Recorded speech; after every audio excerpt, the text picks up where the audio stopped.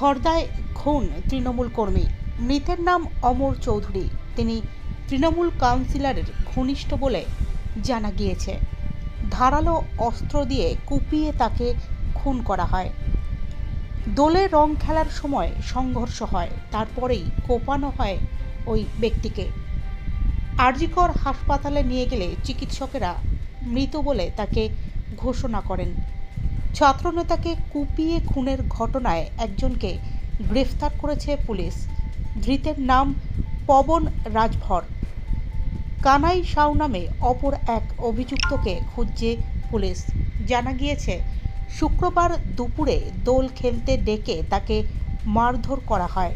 তারপর ধারালো অস্ত্র দিয়ে তাকে কোপানো হয়।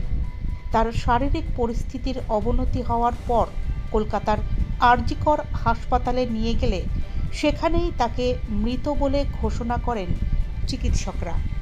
মৃত ছাত্রনেতার ঘাড়ের কাছে গভীর ক্ষত রয়েছে। দেহ ময়নাতদন্তের জন্য ইতিমধ্যেই পাঠানো হয়েছে।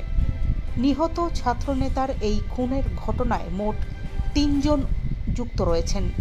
মৃত আকাশের দাদা জানান, সে যখন বাড়ি ফিরছিল তখন সে একটি গোলমাল হচ্ছে বলে দেখতে পেয়েছিল। আর তার ভাই তাকে বলে, বাড়ি যাও, আমি আসছি। এরপর তার দাদা খেতে বসে খবর পায় ভাইকে মেরে রক্তাক্ত অবস্থায় রাস্তায় ফেলে রেখে গিয়েছে। ভাইকে উদ্ধার করে হাসপাতালে নিয়ে গেলে চিকিৎসকেরা জানায় তার মৃত্যু হয়েছে। মৃত যুবকের বয়স আনুমানিক 24 বছর। সে ব্যারাকপুরের মহাদেবানন্দ কলেজের ছাত্র।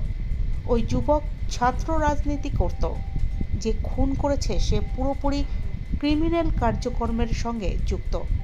পুলিশ ইতিমধ্যেই তদন্ত শুরু করেছে।